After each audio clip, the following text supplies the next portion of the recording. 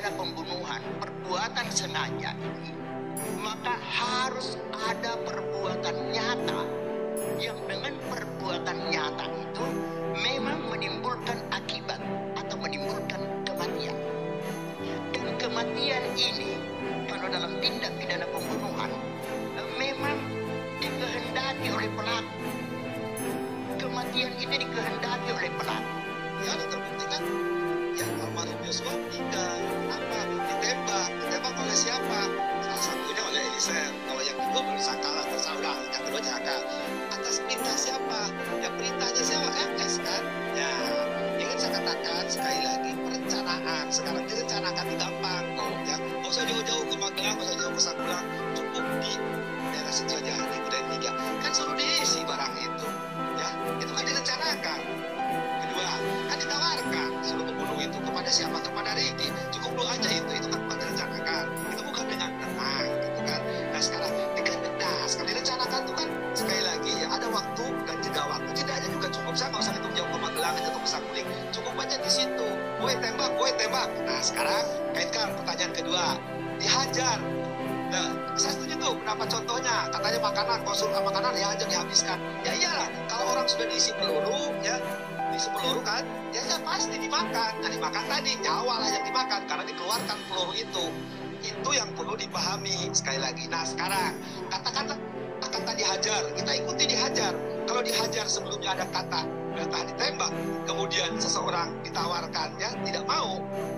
Sekarang mengatakan dihajar, nyatanya ditembak.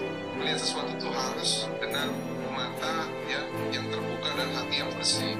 Kalau kita telan mentah-mentah apa yang didalilkan oleh seseorang, ya tentunya hasilnya atau outputnya juga akan keliru ya, ataupun kebelinger lah istilah bahasa Jakartanya.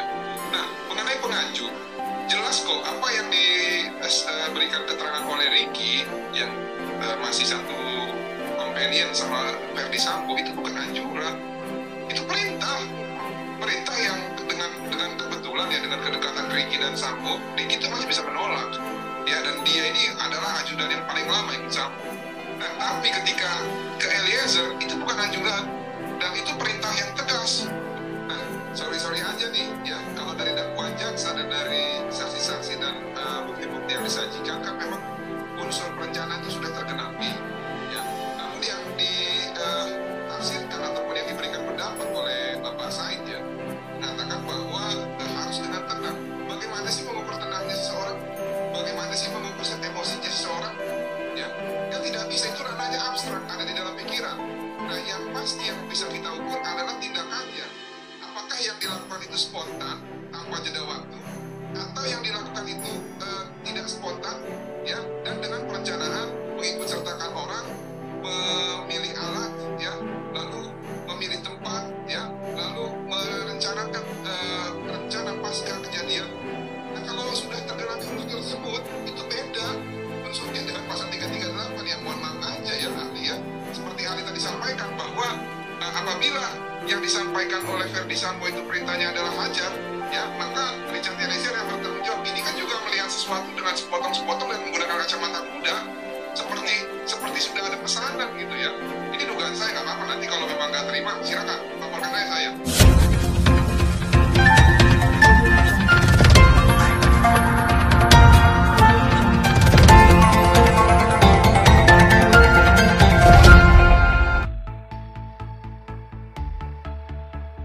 Akui tak sindir keahlian dari saksi ahli kubu Ferdi Sambo dan PC Martin Lucas justru sebut judul lagu. Perkara yang melibatkan Ferdi Sambo dan istrinya hingga kini masih bergulir. Pihak keluarga Brigadir Yosua menggandeng Martin Lucas untuk menjadi kuasa hukumnya. Martin Lucas terus berupaya untuk membela kliennya pada kasus Ferdi Sambo tersebut. Tak mau kalah, kubu Ferdi Sambo juga melakukan pembelaan, yakni dengan menghadirkan sejumlah saksi ahli untuk meringankan hukumannya.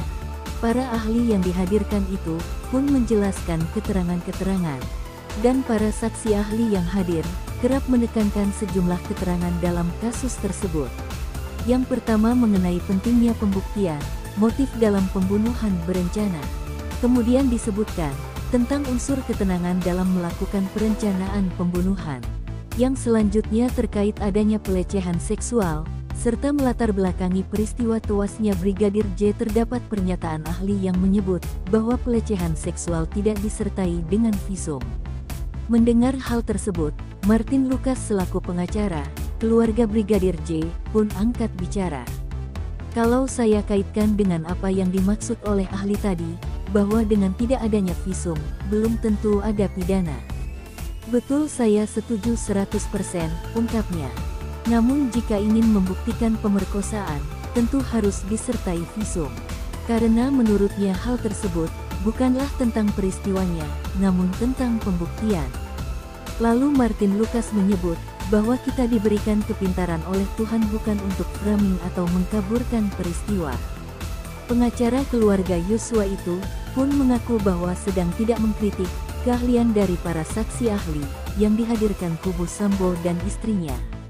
Martin Lucas melalui kanal YouTube Metro TV sempat membahas mengenai kata mungkin yang kerap dilontarkan saksi ahli. Menurutnya dengan jawaban mungkin justru akan menimbulkan keraguan. Tapi mohon maaf, jawabannya juga mungkin itu bukan pendapat kalau mungkin, kata kuasa hukum keluarga Yosua. Bahkan Martin sempat membandingkan bahwa mungkin merupakan sebuah judul lagu dari salah satu grup band di Indonesia. Yang saya tahu, kalau mungkin itu lagunya Noah ya. Mungkin bila nanti, jelas Martin Lucas.